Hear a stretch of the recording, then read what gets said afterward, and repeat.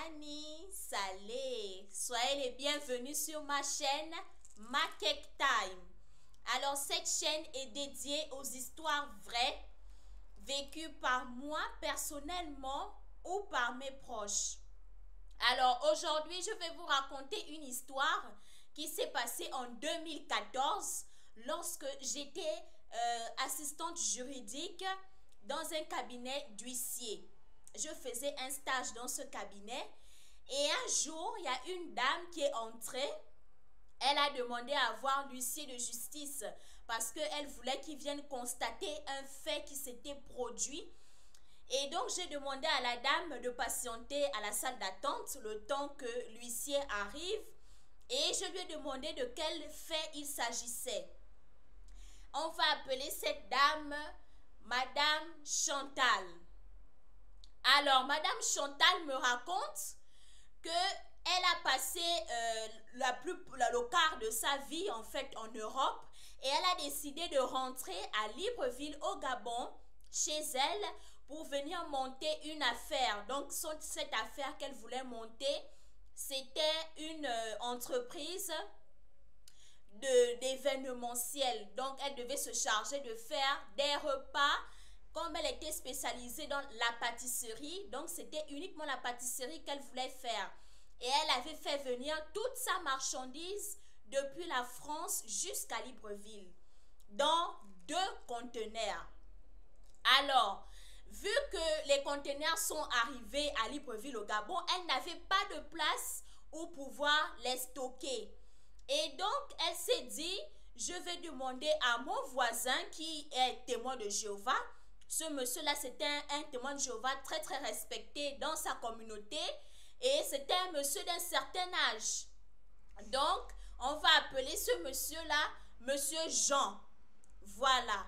Donc, Madame Chantal décide d'aller voir Monsieur Jean à qui elle fait confiance vu que c'est un monsieur d'un certain âge qui fait partie d'une communauté religieuse qui sont les témoins de Jéhovah, qui est une communauté respectée et respectable.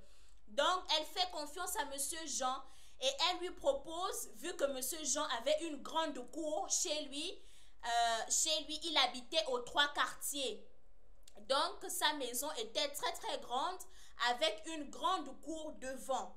Et Madame Chantal a proposé à Monsieur Jean de faire venir ses conteneurs jusque dans sa cour où elle devait les parquer et elle allait payer. Donc, elle allait payer la location de la cour. Et elle avait proposé à Monsieur Jean 25 000 francs pour pouvoir parquer ses conteneurs dans la cour de Monsieur Jean. Monsieur Jean, bien évidemment, il a accepté et il a dit, ma fille, il n'y a pas de problème. Je vais t'aider dans cette démarche vu que tu es une jeune Gabonaise entrepreneur. Donc, pourquoi est-ce que je vais te refuser une place dans ma cour? Et là, Madame Chantal a remercié Monsieur Jean. Elle a payé un camion qui a fait déplacer les conteneurs depuis le port jusqu'aux 3 quartiers. Arrivés aux 3 quartiers, ils ont garé les conteneurs devant la cour. C'est vraiment une très très grande cour. Donc, elle a parqué ces 2 conteneurs et elle a remis 25 000 francs à Monsieur Jean afin que ce dernier garde les conteneurs. Donc, elle a dit que les conteneurs devaient rester là jusqu'à ce qu'elle trouve un magasin, donc un emplacement, et elle allait venir chercher sa marchandise et monter sa petite société tranquillement. Et là, les mois passent, Madame Chantal vient chaque fin du mois, elle remet toujours une somme de 25 000 francs à Monsieur Jean pour la surveillance de ses conteneurs. Et puis un jour, elle est venue comme ça à l'improviste. Elle n'avait pas du tout averti Monsieur Jean. Donc quand elle est arrivée, elle a vu que les conteneurs ont disparu de la cour. Ça a attiré son attention parce que dès que vous entrez dans la concession de Monsieur Jean, il y a automatiquement la cour qui vous fait face et vous avez les conteneurs de Madame Chantal qui étaient visibles par tout le monde. Et là, elle se rend compte que les conteneurs ont disparu. Et elle voit elle voit des traces au sol qui montrent que les conteneurs ont été déplacés. Donc, c'est comme ça qu'elle appelle Monsieur Jean, mais Monsieur Jean est sorti. Et elle a demandé aux voisins qui étaient là, ils ont dit non, les conteneurs ont été déplacés par le neveu de Monsieur Jean. Donc, le neveu de Monsieur Jean, on va lui donner le nom de Ludovic. Voilà. Donc, les petits du quartier, chez qui Madame Chantal s'est renseignée, lui ont dit, non, madame, hier soir, on a vu Monsieur Jean avec son neveu Ludovic. Ils sont venus devant vos conteneurs. Et Monsieur Jean a dit à Ludovic que j'en ai marre. Je ne vais plus continuer à garder les conteneurs de cette dame-là. En tout cas, comment elle a fait pour avoir autant de marchandises? Ça, c'est quoi ça? Elle est partie braquer quelque part ou quoi? Une pauvre femme comme ça, quand je la regarde, mais c'est une pauvre femme. Comment elle a fait pour payer deux conteneurs d'une valeur de 5 millions de francs CFA? Les conteneurs sont pleins à craquer de marchandises. Parce que dedans, il y avait ces marchandises de pâtisserie et il y avait également plein d'autres effets personnels. Donc, Monsieur Jean a dit à Ludovic, en tout cas, casse-moi les deux conteneurs là. Et puis, tout ce qui est à l'intérieur, tu pars vendre ça, on s'en fout. On va voir là où elle va nous amener, cette dame. De toute façon, c'est une pauvre femme, celle-là. Et donc, c'est comme ça que Monsieur Ludovic a pris les conteneurs, il les a cassés. Et quand il les a cassés, ils ont fait sortir tous ceux qui étaient à l'intérieur. Et il est allé à la gare routière, il a déplacé les conteneurs, il est allé à la gare routière à Libreville au Gabon, qui est un marché populaire. Et c'est là-bas où il a dilapidé tous les biens de Madame Chantal. Et c'est comme ça que quand le petit du quartier a raconté ça à Madame Chantal n'en croyait pas ses oreilles. Elle a dit, mais c'est pas possible. C'est Monsieur Jean qui dit à son neveu de venir prendre mes affaires alors que ce monsieur-là, j'avais confiance en lui. Je lui faisais totalement confiance. Je ne m'imaginais même pas un seul instant qu'il pouvait me faire ce coup-là avec son neveu. Et là, comme le petit du quartier lui avait dit que les choses étaient à la gare routière en train d'être dilapidées là-bas, Madame Chantal a pris un taxi rapidement. Elle est arrivée à la gare routière. Et quand elle est arrivée à la gare routière, elle a commencé à se renseigner, à demander aux gens qui étaient là s'ils n'avaient pas entendu parler d'une livraison de 2 conteneurs. Et là, il y a un marchand qui a dit, oui, madame, juste à côté là, c'est le monsieur là qui a reçu la livraison de 2 conteneurs. Des conteneurs qui reviennent de France. Il y avait plein de choses à l'intérieur. Vraiment, ça c'était une bonne marchandise. On a liquidé ça ici en 246. C'est déjà même terminé. La femme l'a dit, ah bon? Madame Chantal a dit, montrez-moi celui qui a liquidé les conteneurs. Et c'est comme ça qu'on l'a amené chez le marchand en question. Et elle a demandé au marchand, mais qui t'a amené les conteneurs là ici pour liquider ça?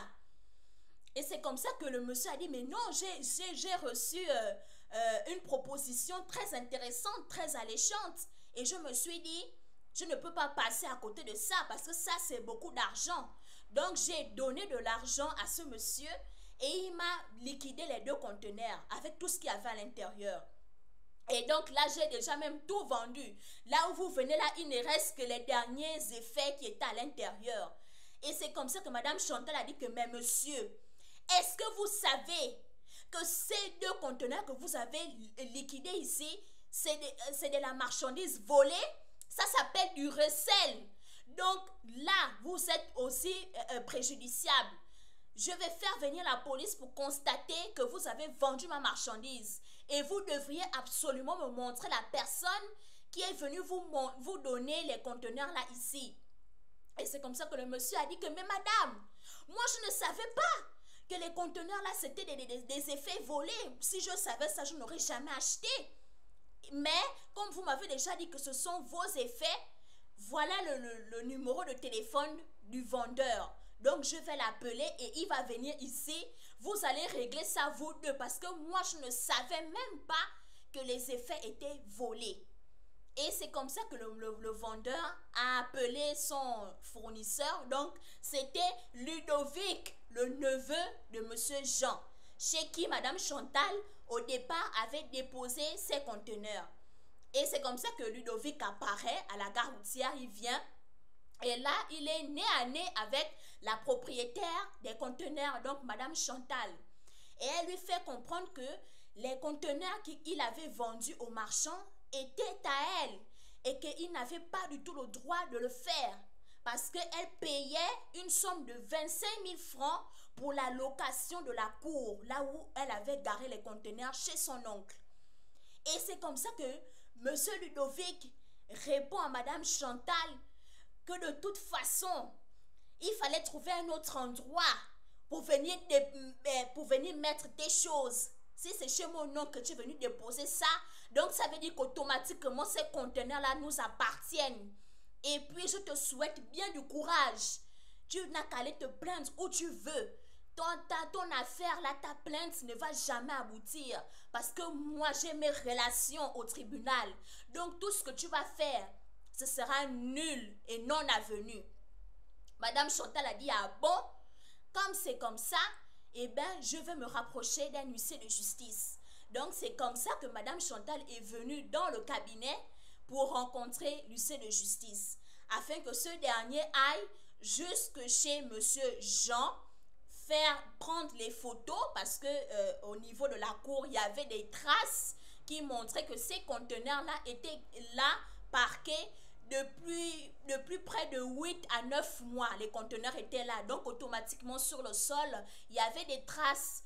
Et l'huissier de justice est allé, il a fait des photos, il a constaté que les conteneurs étaient bel et bien là pendant une longue période de temps, ce qui fait qu'il y avait des traces sur le sol. Et Madame Chantal a poursuivi sa plainte jusqu'au tribunal.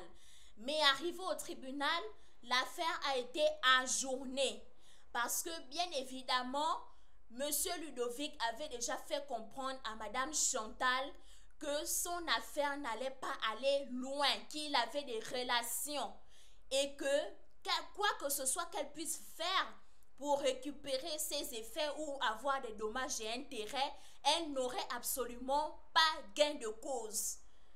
Et c'est comme ça que Madame Chantal s'est mise à recevoir des coups de fil de menaces. Donc à chaque fois, elle était harcelée sur son téléphone portable. Elle était même suivie par des gens que M. Ludovic avait mis à ses trousses pour lui faire peur afin qu'elle puisse se décourager et abandonner sa plainte. Donc voilà, j'ai voulu vous raconter cette histoire pour faire passer un message très important à nos hommes d'église, à nos responsables religieux.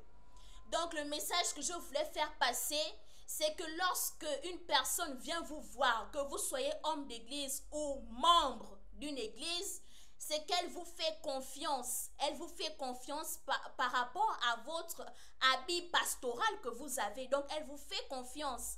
Tout comme Madame Chantal a fait confiance à Monsieur Jean parce que de un, il a été d'un certain âge et il faisait partie de la communauté des témoins de Jéhovah. Donc, elle s'est dit, c'est quelqu'un de sérieux vu qu'il est d'un certain âge, il ne va jamais la doubler. Mais malheureusement, Monsieur Jean a été des plus malhonnêtes. Donc, c'était le message que j'avais à faire passer, qu'il faudrait que vous puissiez être des personnes dignes de confiance parce que vous avez un vêtement chrétien que vous portez. Et à cause de ce vêtement chrétien, vous devez absolument être des personnes dignes de confiance, des personnes tout à fait droites et honnêtes parce que c'est très important. Sinon, c'est le nom de la communauté chrétienne qui est bafoué et qui est sali. Donc voilà, c'était l'histoire du jour. Commentez, partagez et je vous reprendrai prochainement dans une autre vidéo. Prenez soin de vous. Diboto!